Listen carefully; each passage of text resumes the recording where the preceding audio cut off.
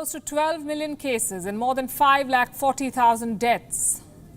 This is what the virus from Wuhan has done to the world. Tonight we take you back to where it began. Tonight we bring you the first pictures from inside China's virus factory, the Wuhan Virology Laboratory. For 6 months, this lab has been embroiled in the Wuhan virus blame game, and tonight we are taking you inside it. This is Asia's biggest virus lab, with more than 1,500 samples of deadly viruses, a facility which handles research into the world's most dangerous pathogens.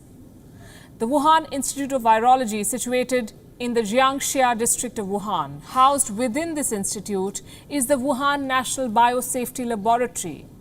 This biosafety lab runs on 2 levels, P3 and P4. The letter P stands for pathogen, and the number after P denotes how deadly the pathogen is. So naturally, the P4 lab is the top level. A rating of P4 designates that a lab has maximum security. It's a maximum security zone.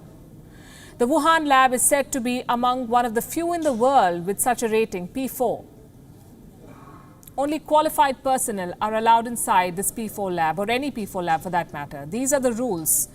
All of them are supposed to have extensive biosafety training and experience. Outsiders entering the lab are confined to hallways due to security requirements. The P4 lab is mainly used for research on deadly viruses without a known cure or vaccine, just like the Wuhan virus, what they call SARS-CoV-2.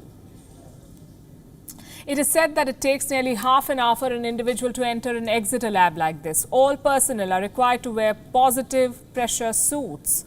All waste items are said to undergo biosafety disposal. This includes sterilization via higher temperature and pressure facilities.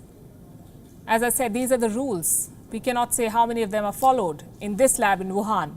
The lab's compound covers an area of more than 3,000 square meters.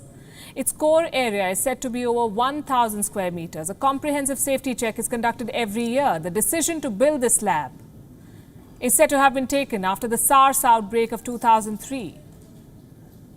The SARS virus had exposed the weaknesses in China's public health system. So China used this excuse to start building a lab after the SARS virus disappeared. It was a joint project between China and France. It took 15 years to complete. The lab became fully operational by 2018. And they did not waste time. The lab made global headlines in 2020. Why is this laboratory linked to the pandemic? And why has China released pictures of the lab now? To prove to the world that this is not a bioweapon facility. Any lab with military-grade facilities or weapons capabilities is not shown to the world. So China is showing this lab, and this is supposed to be proof of innocence. We're still looking for experts who buy this line. What we have found, though, is more reports that link the lab to the deadly virus. Reports say samples of a virus that closely resembles the coronavirus were sent to this lab 7 years ago. Scientists in China are said to have found these virus samples in an abandoned mine in Yunnan. We're talking about the year 2013. And for the next 7 years, the samples obtained from the mine are said to have been stored at this lab, the Wuhan Virology Laboratory. Study after study says that the virus that caused the COVID-19 pandemic has a 96.2% similarity to the virus discovered from the abandoned mine.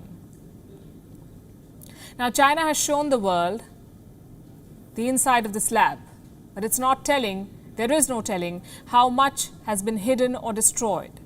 I want to end with a few points that have been made on the show before that are now a matter of public record. 1, China ordered the first test samples to be destroyed from this lab. And 2, safety standards at this level 4 laboratory are dubious. China does not allow international scrutiny. It follows its own standard. Releasing pictures of a lab 6 months after the pandemic has killed more than 5 lakh people does not count for very